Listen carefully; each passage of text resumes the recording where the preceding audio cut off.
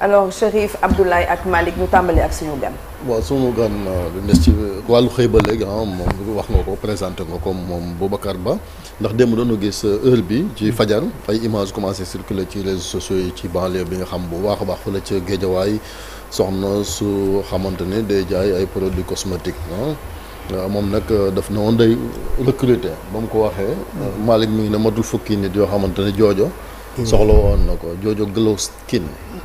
mi ngi soxla woon benn cuisinier benn gestionnaire de stockage benn kuy gérer étiquetage kenn kuy gérer emballage de produits kenn kuy gérer serveur de communication benn caissière benn vendeuse ñaari stagiaire ak benn comptable ça fait 8 personnes la soxla woon. Et voilà le rush qu'il y a eu.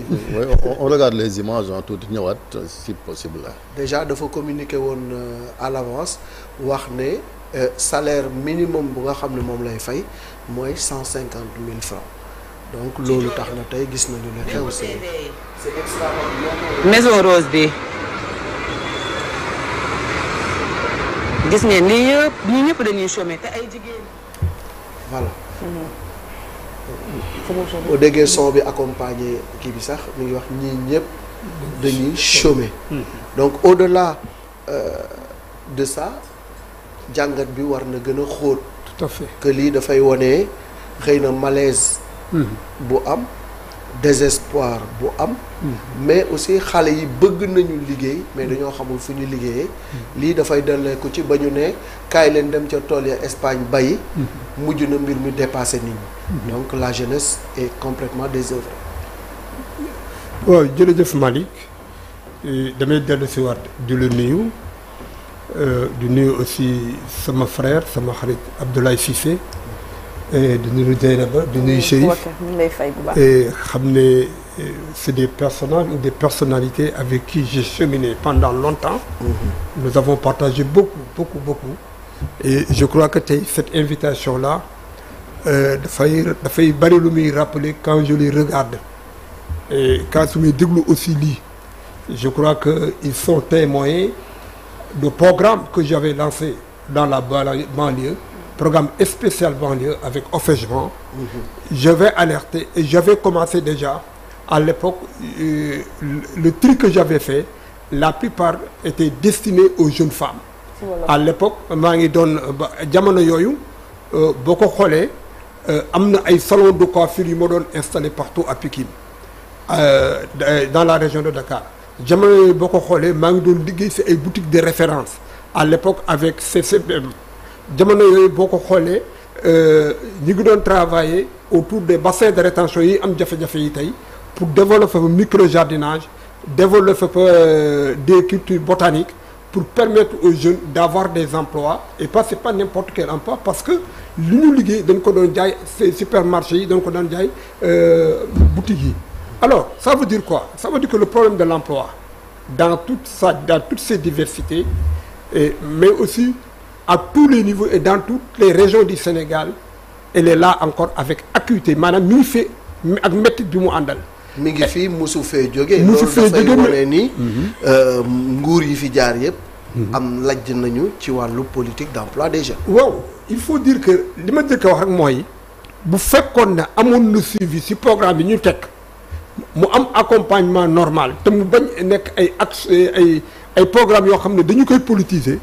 heure bi Sénégal weesu na fii sur la question de l'emploi beneen bi ci des mooy da ngay xool offre bi ak demande bi est-ce que vraiment l'offre répond à la demande tey boo xoolee Sénégal yi tey xale yi man bu ñu demee suñu plateforme jamono yee maa ngi woon Kédougou ak benn entreprise minière yi ngeen wax léegi NS Mine entreprise boobu bi ñu ko créé léegi ça fait 3 ans le directeur général Sultan Diop a créé 150 emplois dans le secteur minier uniquement autour de son entreprise mais barki démb dafa lancé benn appel daa di ne ku bëgg formation en engin lourd da ngeen ñëw ñu former leen après appuyer leen ngeen am activité wala ñu insérer leen bi mu ko waxee barki démb ba léegi bés bu nekk dañu am au moins sur notre plateforme 150 qui se présentent suñu téléphone yi nag benn noppeeku si. ça veut dire quoi ça veut dire que aujourd'hui entre li nga xam ne moom la gouvernement bi xalaat bëgg ko def ak li muy def tey am na un fossé te je crois que gouvernement bi tey dañ ko waxul dëgg sur la vraie situation de l'emploi wala ñi nga xam ne ñoo ko yore bokk jëlaguñu les actions qu'il faut en direction de ces jeunes là parce que on peut pas avoir autant de structures d'emploi des jeunes lu mel ne DER lu mel ne FONAMIN ah lu mel ne ANPEJ lu mel ne kii nu mu tuddati 3FPT yooyu yëpp di liggéey secteur d'emploi te gisoo sentiroo exactement la création d'emploi ça veut dire quoi ça veut dire que orientation bi ñu jël baaxut disposition pratique mise en œuvre bi ça pose problème on a annoncé ici la création de 2000 boutiques pendant ce temps d'autres étrangers je suis désolé de le dire créent chaque jour des boutiques dans les quartiers où est le problème c'est toujours un problème de mise en œuvre au lieu de 2000 boutiques moi dans le programme que je propose à l'État c'est 5000 boutiques sur toute l'étendue du territoire mais il faut sécuriser ce programme-là il faut protéger cela mais aussi suñu doom yi aussi ñu wax leen dëgg du ma def lii du ma def lii wala jox leen ma financement ñu jox la financement nga liggéey ak moom 3 mois 4 mois jël lépp investir ko si ay affaires yu ñàkk fayda pendant que étranger bi nekk fii mi ngi liggéey di gagner ay millions di yóbbu dëkkam di tabax sa dëkk aussi il faut une conscientisation aujourd'hui état bi fi mu toll nii tey dafa war a wax ak experts yi wax ak population yi la population jeunesse ñu organiser wu ñu jox leen xalaat teg leen si yoon beneen bi si des ma le secteur du transport xoolal difficulté yu mu nekk et pourtant véritable niche pourvoyeur d'emploi là le secteur du BTP damay arrêter sur les généralités rek parce que dama si liggéey programme boo xam ne tey au moment fi may wax ak yéen c'est un programme de 37 000 emplois disponibles pour le Sénégal programme yooyu lu muy demander état du Sénégal assurer garantie bi pour les investisseurs programme bi Sénégal programme yooyu lu muy demander mooy état du Sénégal accompagner la mise en œuvre bi si dépenser dara il y a des programmes comme ça dans le secteur privé on ne peut pas régler mënuñu régler programme affaire emploi des jeunes te demuñu aujourd'hui dans le secteur privé mais particulièrement dans le secteur informel qu'il faut formaliser on parle de microfinance mais il faut parler aussi de micro-entreprise micro-entreprise boo ko créer c'est entre les PME et les entreprises individuelles xoolal l'exemple du Japon bi mu nekkee ci crise dafa libéré wu sur la micro-entreprise sur les PME et c'est ça qui a permis ak Japon mu éviter inflation bi. mais ces femmes là moi je les suis sur TikTok comme ñoom Diana mais ñoom ay modèle la naa ci wàllu entrepreneuriat mooy kii ay Jojo ay Mame Ndiaye Savon bari nan fi ñoo xamante ni dañuy recruter te vraiment voilà ñu ngi loolu aussi modèle la boo xamante ni même si c'est pas formel mais war nañ ca mën a sukkandiku pour dimbale gone yi mais modèle bu excellent la mais quand man may lancer affaire salon de coiffure di lancer des garages mécaniques modernisés structurés garage mécanique boo xam ne kenn depuis le mécanicien en passant par le tôlier le peintre mu organiser leen financement 10 millions de francs ubbil leen ay compte dootoo gis sax ñuy former ay apprentis c'est des jeunes qu'on forme comme stagiaires ñu préparer da ngay gis garage mécanique boo xam ne xale daf fay def 10 ans di jàng loolu raisonnable fu xale jàng 5 ans ñu formaliser ko war na mën a fayee ko à partir de ce moment là ci garage mécanique bi mais war na mën a aussi comment des gens encore demal boppam loolu yëpp c'est des programmes d'organisation aujourd'hui xool leen boo leen xoolee infrastructures yi la maintenance de nos infrastructures c'est des niches d'emploi j'avais proposé ça à l'état sortant bi ma leen ko proposé au lieu ñu woo ma ñu discuter ils ont créé plus de 3000 emplois sànni leen ay FERA ñuy dem foofu ñu nekk fa suba ba ngoon di liggéey du ñu koy du ñu def dara alors que loolu boo koy lancé dafa am ay ki nga xam ne moo lancé programme bi proposé la ko da nga koy woo jël ko aujourd'hui l'armée sénégalaise yi véritable niche d'emploi la mais l'armée sénégalaise aussi mën na former des jeunes yoo xam ne bu ñu génnee ils sont opérationnels il y a pas, c'est inacceptable. Armée sénégalaise. C'est des idées. Hein. Ouais, non, c'est des programmes. C'est de bonnes idées, c'est de bons programmes. C'est des programmes. Non, je dis idées yi ngay développé rafet na. Programme yi baax na, mais il faut une réelle volonté politique pour la matérialisation, pour la mise en œuvre. Mais waxtaan nga ak ñoom ci loolu. Je rejoins la question dañoo échoué hein depuis Abdoulaye Wade. bi mu ñëwee daf fi fekk situation bu xaw a doy waar. lan la doon campagne ñi am liggéey yëkkati leen seen loxo. ñi amul liggéey yëkkati leen seen loxo gaa yëpp liggéey. mu ne dina régler problème mu emploi des jeunes. Tout à fait. yow ci loolu lañ la joxe OFEJBAN et cetera ak yeneen structure mais ça pas réglé le problème. Président Macky Sall bi mu ñëwee avec son gouvernement on parlait de 1000 emplois ou je ne sais plus. affaire boobu aussi dafa mel ni ça n'a pas réglé le problème. Cet État aussi a promis de l'emploi aux jeunes mais apparemment il y a pas encore un programme bu dëgër bu nga xam ne ndaw ñi mën nañ ci dem loolooy expliquer rush bi am fii bi amoon aussi bi ñu ñëw leen dem Espagne bay. Oui damay wax ne rek la dame la Jojo Mame Ndiaye Savon c'est des modèles. C'est des modèles de réussite moom lay wax état bi dafa war a waxtaan ak ñi nga xam ne ay experts la ñu siy liggéey sérieusement te ñu bañ a xool ne kii fii la nekkoon kii fii la nekk parce que le Sénégal suñu Sénégal la ñu ñëpp xale yi soxla liggéey tey il faut ñu jóg si ñoom modèle bii Dame bi réussir Jojo réussir mais da nga koy jël. nga xool les femmes les jeunes dames qui sont dans le secteur. bëgg a liggéey loolu nga démultiplier ko si biir Sénégal. c'est des programmes yu mi lay wax nii yu existants dans notre besance mën nañu si liggéey tey jii tey proposer leen léegi tout de suite. Tout ça. Mais pas juste dans le domaine quand même du xeesal. Non, mais pas dans plusieurs domaines. Moi, je parle parce que y a énormément de femmes yu am vraiment doole. te ñu nekk ci TikTok bi entrepreneuriat elles font de la transformation ñu ngi nekk agriculture ñu ngi nekk. Bon, seulement Jojo, elle est très forte en marketing. Ça, il faut reconnaître ça. Bien qu'elle fait énormément de choses également ci wàllum recrutement. Moom ak ñoom Mame Ndiaye Savon ñoom tuuti astu ñoom ñëpp quoi. Parce que bon, je les suis, je les connais très bien. Voilà. Maintenant, il faut démultiplier les secteurs. Il faut démultiplier les secteurs loolu lay wax. boo demee dans le secteur de l'agriculture que ça soit jeunes ou femmes tey boo demee dans les foires internationaux que ça soit à Dubaï à Paris da ngay tase ak ñoom nga xam ne. ñii ils sont partis derrière ils ont réussi moom lay wax état bi si boppam moo war a xool ces réussites là mu xool aussi les experts qui travaillent avec ñoom ñu xool les modèles adaptés à notre réalité du loolu rek le secteur du BTP boo demee tey que ça soit chez les architectes que ça soit nu mu tuddati chez les entreprises les maçons les carreleurs partout c'est des merveilles. C'est des merveilles qu'on découvre mais il faut les organiser il faut les accompagner. loolu moo tax ma ne yaa ngi wax ñu ngi wax microfinance xoolal xaalis bi ñuy dugal ci microfinance kenn xamul ni mu dem mais est-ce que ñi ñu ko décider vraiment ñoo koy jot micro entreprise beneen bi si des aussi mooy taux d'intérêt yi ñuy leble xale yi tey xale boo si lebal tey nga jël xaalis bi jaarale ko taux d'intérêt yi au départ dañu naan 5% la 4% nga dem microfinance bi ngay déposer xaalis bi mu yóbbu ko ba 9-14% parfois. xale bi dootul xam nu muy entrepreneur bi dootul xam nu muy def lu mu liggéey jox ko microfinance bi mu échoué dama ne fii ñu toll nii tey sur la question de l'emploi il faut que état bi taxaw benn moment mu travaille ak experts yi mu xool organisation association yi agence yi mu mettre en pied sur pied mu waxtaan ak ñoom waxtaan ak population bi ñu jéem a résorber ce taux là.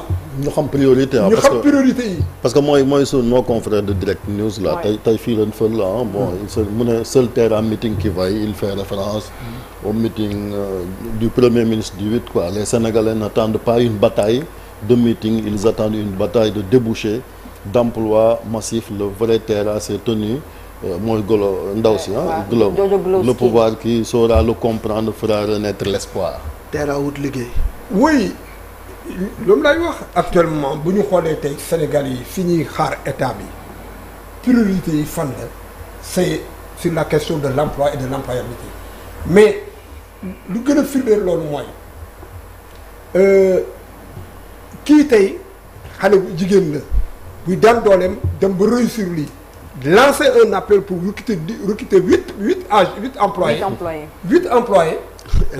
mu gën a nekk attention que li ñuy wax actuellement terrain meeting ça veut dire quoi dama bëgg a lancer un appel à l'État mais aussi à l'opposition ñu xam ne actuellement fi réew mi toll les priorités sont ailleurs il faut que ñu pacifier le climat politique il faut que ñu xam ne ndaw yi ñu ngi leen di xaar feneen bu ñu xoolee nag ba suñu ndaw yi jël beneen yoon en direction des politiques ak de l'État réew mi dana toll dana egg foo xam ne kenn pour revenir sera difficile li ngay wax ni si soxna si moom lay wax encore sur un jeune Sénégalais que j'ai connu il y a 3 ans je l'ai connu et celui qui m'a amené dans le secteur minier en tant que consultant en communication ma ñëw fekk ko mu ne man de damay def disponibilité mu def disponibilité dugg secteur minier parce que boobu mu ngi liggéeyal ay étrangers mu ne monsieur Ba di may liggéeyal étranger yi dama ko bëgg liggéeyal sama bopp liggéeyal ko sama réew.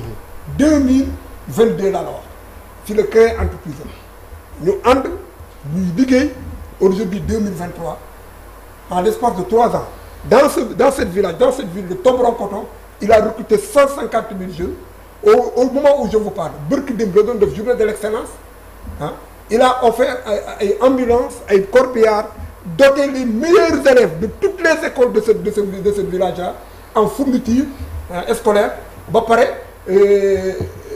dépenser 150 millions sur ñoom pour responsabilité sociétale. Il s'agit d'un jeune qu'on appelle monsieur Sultan Diop. Il a une petite entreprise minière. Aujourd'hui, il expose au salon des mines internationales. Donc, c'est des références. Je vous dis, moi, ce que j'ai vu dans le secteur minier, dans la zone de Kédougou, Falanek actuellement, de liguer je vous dis, il y a des niches d'emploi énormes. Il suffit aussi de nous accompagner sur le secteur privé. Parce que l'État du monde résorbe les jeunes. L'État du monde mettre un dispositif, accompagner les acteurs, mettre un dispositif, sécuriser les secteurs. Parce que les gens au Sénégal de yéeme. Boo duggee Sénégal, toutes les frontières sont poreuses. Fu nit neex waay nit dugg fu neex waay nit doy def. Aujourd'hui tey Sénégal tey dafa mel ne tey Sénégalais yi mënuñu liggéeyuñu. Mais aussi ñoom il faut État encourager leen mettre leen dans les conditions ñu jóg aussi te xam ne prospérité boobu État bi woote. État boobu Malick mi ngi fàttali Wade ak régime yi fi passé moom la. xëy ndaw yi fay di wax ni di wax Wade ak ay PS ak yu mel mais régime bi passé on parle de rupture est-ce que ci wàllu emploi jàpp nga ni politique d'emploi ñoom am nañ benn rupture wala yoon woo xamante ne jaar nañ fa wuuteeg régime yi fi passé ban jàpp ni réussir dina fa am. surtout que ay ndaw ñoo leen porté au pouvoir. voilà foofu lay waxee c'est-à-dire que régime yi fi jaar ils ont posé des actes. Man j'en sais quelque chose. Je suis jéem nañu. J'étais directeur général de l'OFEJBAN. C'est un programme boo xam ne maa ko concevoir de A à Z loxo kenn dugg si ñu proposé ko président Abdoulaye Wade mu d'accord si def ay fonds pour des questions politiques à l'intérieur de mon parti bu plan tàkkal yooyu ñu jël 7 milliards de téléphone yóbbu ko plan tàkkal je me suis retrouvé avec 0 franc donc programme boobu day échoué naturellement. Macky Sall ñëw tas ko fa. Macky Sall ñëw au lieu bi mu demandé inspecteur d'État yi sur la situation des programmes d'emploi des jeunes les inspecteurs d'État ñu ngi may dégg ils ont dit programme bi si gën mooy OFEJBAN bi mu jël programme boobu ils se sont inspirés de ça pour mettre la DER li may wax je reprends ba nano kayit yi ñuy wax yëpp c'était des programmes de OFEJBAN mais malheureusement les gens ont le complexe souvent ñu woote ñi nga xam ne ñoo si doon liggéey au moins en tant qu'expert ñu accompagner leen et chaque fois qu'un gouvernement arrive dafay am rupture ci programme yooyu parce que ku si nekk da ngay ñëw yaakaar ne sa xalaat ak sa xam-xam mën na régler problème bi définitivement le reste ci fait table rase et c'est ce qui risque d'arriver à ce gouvernement là moom moo koy naree arrivé c'est des jeunes ils sont ambitieux mais qu'ils s'ouvrent aux experts. Mais ils ont reconduit les mêmes structures en supprimer woon ci. waaw ils l'ont reconduit mais pourquoi ça tarde à décoller ba léegi depuis bientôt 2 ans ils ont des programmes am nañ fa ay réalités yu fa nekk ñu ngi bëgg mais mënuñ dem amuñu possibilité yi mais il y a des fonds dans le monde am na adduna bi tey ay structures yoo xam ne tey dañuy financer ces programmes là il faut défendre les programmes il faut une garantie de l'État pour que ñoom ñu mën ñëw accompagner leen. mais que par rapport à ces programmes là aussi il faut des orientations. bu ñu egsi si mise en œuvre bi aussi il faut que muy am un retour sur l'investissement. projet boo defar te daal am retour sur investissement ça veut dire que échoué na. moi les programmes que je leur propose ça va vous faire tiquer.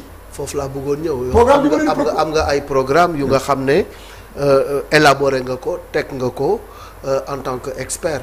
tey est-ce que def nga ay démarches auprès des autorités étatiques pour proposer leen loolu nga xam ne yow jàpp nga ni solution la pour l'emploi des jeunes. absolument maa ngi siy liggéey.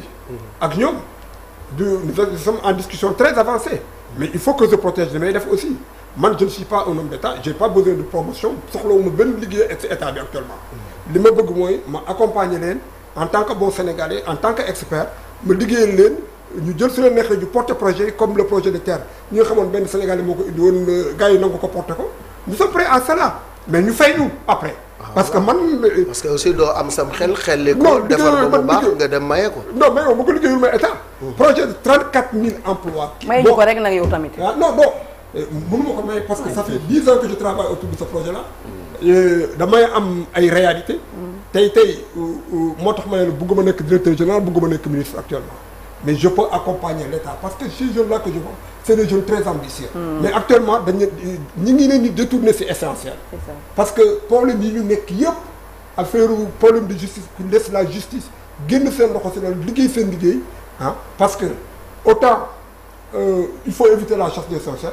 mais autant aussi on ne peut pas accepter que des gens épient nos ressources. mais ba léegi image bi ma gis. les dernières questions Chérif xam nga xale yi enveloppe yi ñu yor je suppose que CV moo CVM la waaw ñi est-ce que waroon nañ leen a bàyyi ñu ñibbi seen kër même bon joojoo leen foofu mais bu doon structure yi nga wax ni mais na dem jël CV yi. mais ce qui est recenser ko xool profil yi. ce qui est excellent sur ça. c'est ça il faut que les agences de recrutement comme tamit ci réew mi il faut que les agences de recrutement travaillent liggéey à la place de ces quand ils voient des structures comme ça nañ leen jël en tant qu'expert. Moi, je veux créer ce qu'on appelle un centre incubateur.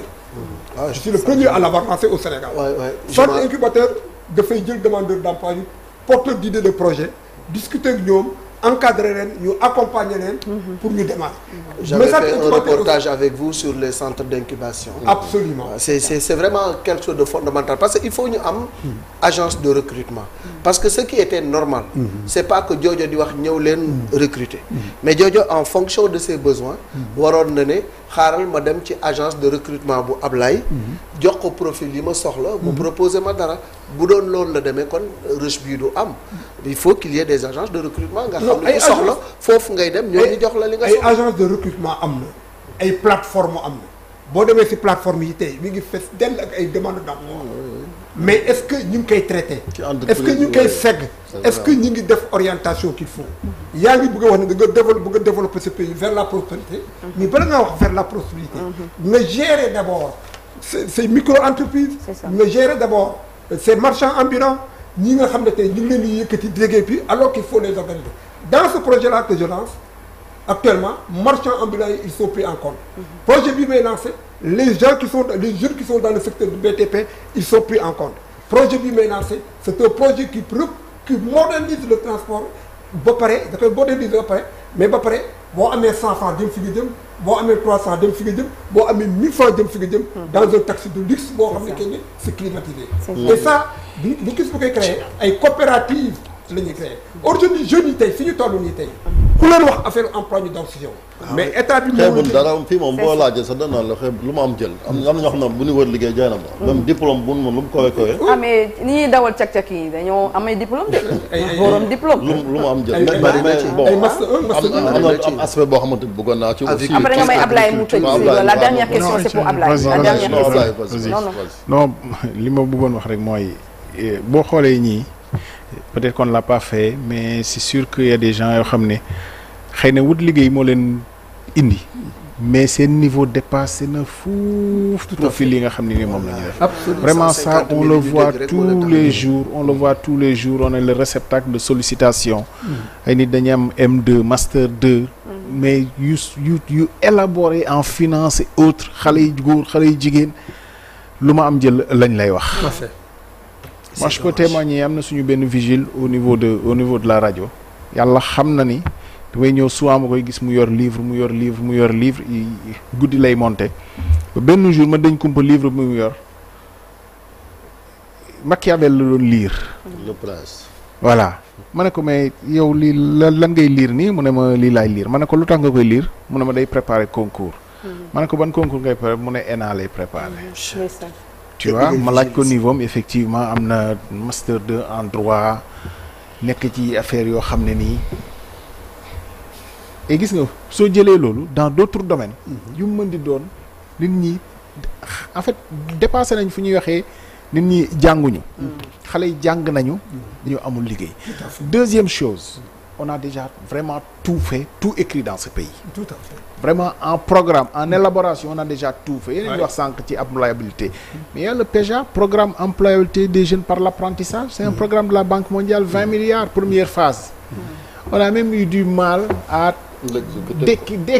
même décaisser là parce que on n'a pas pu absorber les sous. Mais évidemment, première phase, je ne sais pas quelle évaluation on en a faite à mon coordonnateur et tout, mais ce que j'ai retenu, moi, c'était pour former les apprentis. Parce que nous, mën nga nekk apprenti wax dëgg fa yàlla jànge métier apprenti parce que nit ñi ci métier lañ doon ci apprenti lañ doon jànge métier mais ñu am validation des acquis de l'expérience jàngoo école duggoo école mais jàng nga métier ba mokkal ko mais ñi fi nekk cordonnier ñi fi nekk menuisier te jàngee ko ci seen table papa ak yeneen ñu am programme de validation des acquis par l'expérience ñu choisiroon ay corps de métier mécanicien ak yeneen mais vraiment bon c'est un programme qui est voilà qui n'a pas été concluant dans sa première phase ba mënuñoo lancer tey deuxième phase et tout ça c'est très dommage mais ça rentre dans le cadre de l'emploi daal on a déjà tout écrit tout fait tout dit il faut peut-être une bonne mise en œuvre et avancer. Voilà. Merci beaucoup. Oui, on peut conclure. C'était sur l'industrialisation aussi parce que domaine la waxoon bu ñuy wax emploi dañ koy wax Sénégal depuis lors mais bu ñu jëlee kaw textile yi par exemple yi ngeen fii sol yëpp ay tailleur Sénégal ñoo koy def di ci liggéey Boubacar mais lu tax aussi ba léegi développé guñ ci wàll boobu industrie bu dee textile moom daanaka gis nga faatooti na Sénégal jëm nañoo relancer ba sonn. Bon d'abord damay commencer si Ablaye li mu wax. loolu laa ubbi pratiquement. C'est ça. Programme de mise en œuvre adéquation entre l'offre et la demande. Sénégal dafa am ay besoins ci emploi. Sénégal dafa bëgg a nekk un pays émergent. Sénégal dafa bëgg a nekk un pays prospère. am nga ay secteurs d'activité say jeté li may wax nii Ablaye wax nii problème d'employabilité ñu ngi wàññeeku bu baax Sénégal. parce que ces 5 dernières années boo xoolee au niveau de la 3FPT. ak d'autres organisations de formation mais aussi dans les écoles de formation privées tey xale boo si gën am gis am na master 1 am na master 2 dafay am envie sax pour dugg fenn stage pour pratiquer ko mu poser ko problème te yow nga ne nga bëgg a nekk pays bu émergent donc loolu état bi war na si taxaw benn moment mu xaw ak ay vrais experts mais waxuma ay experts théoriciens ay experts expérimentés maanaam ñu travailler sur la mise en œuvre entre l'adéquation entre la demande et l'offre ñu ngi wax aujourd'hui territorialisation mais c'est maintenant qu'il faut accompagner la territorialisation dem dëkk bu nekk zone bu nekk nga def évaluation de la demande et de l'offre la réalité du local bu xale yi xam ne fi ñu dëkk mën nañu fa am liggéey fixé wu fa am fa kër dëkk fa mais dañu fay toog beneen bi si def mooy Chérif li nga wax industrialisation mais industrialisation c'est une phase transitoire entre le secteur formel entre le secteur la microfinance et les PME. C'est-à-dire que zone boo fa demee boo xoolee chinois yi. boo xool japonais yi modèle yi ñu déparé bi ñu njëkkee am ceeb dañ daan béy ceeb di ko natt di jaay. mais ñu dem ñu industrialiser transformation bi ñeneen. suñu gerte gi lan moo ñu tee état bi investir le maximum de moyens sur la Sonacos. ñu jël Sonacos mu nekk une véritable industrie bu ko defee non seulement li baykat yi béy ñu am fu ñu ko jaay mais aussi ñu concurrencer nu mu tuddati l'huile importée mais bu fekkee ne keneen dañ jël un groupe de commerçants ne ko commerçants yi baal bu ñu nee Sénégal ñu ngi bëgg a manquer huile ñu jël leen bàyyi leen fermer marché bi ñuy jaay huile pendant 8 mois 9 mois Sonacos la muy produit ñu ne c'est destiné à l'exportation parce que dafa cher mais nañu subventionné entreprise yooyu yi travaillent sur la transformation de certains produits pendant 3 ans au moins may leen doole ñu mën a concurrencer ñu éviter importation bu bari bi tey suñu baykat yi 200 000 tonnes ñu ngi foofu di delaw di pari ci ceeb ci ceeb mënuñu ko jaay parce que marché bi c'est inondé nañuy inondé marché bi mais c'est les commerçants et l'État parce que l'État moo encouragé politique boobu il faut s'arrêter au moment déglu experts yi ce qui se passe là-bas bu leen ñoom aussi bu ñu fermer marché bi jox leen aussi na leen jaay ñoo leen jaay seen ceeb bi ñu bañ ko yóbbu kilo 700 francs parce que il faut dire la vérité aussi le riz local aussi coûte excessivement cher actuellement au Sénégal man moom laay dundee lakk ma benn ceeb depuis 8 ans riz local mais mënuñu nekk fii ceeb importé bi jar 400 francs 350 francs riz local bi di jar 500 francs 600 francs ça aussi nañu si dimbale bu ñu bëggee ñu accompagner leen donc c'est tout réew mi fi mu toll nii tey il faut que ñëpp arrêté gouvernement bi arrêté diminuer pression bi pacifier espace politique bi opposants yi aussi amener seen pierre dans la construction de la nation la société civile aussi mu réveillé wu. mooy jàmm ji Abdourahmane Diouf di woote rek waaw bu ko defee ñu mën a xalaat stabilité mën a xalaat waxuma émergence mais au moins un début de décollage pour aller vers la prospérité. C'est ça.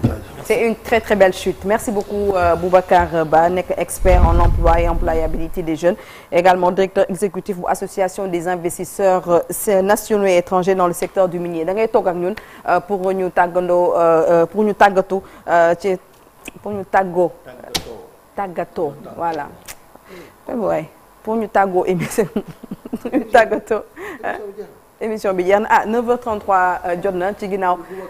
intéressant voilà ci ginnaaw j'ai pas senti le temps passer quoi. donc franchement c'est un réel voilà problème. Imam Si mi ngi toog ci ginnaaw du ñu xaar donc il faut que ñu donc libérer 9h33 léegi la une de l'observateur ñu ñëw ak yéen ci météo laata ñuy daal di lalli jotaay bi.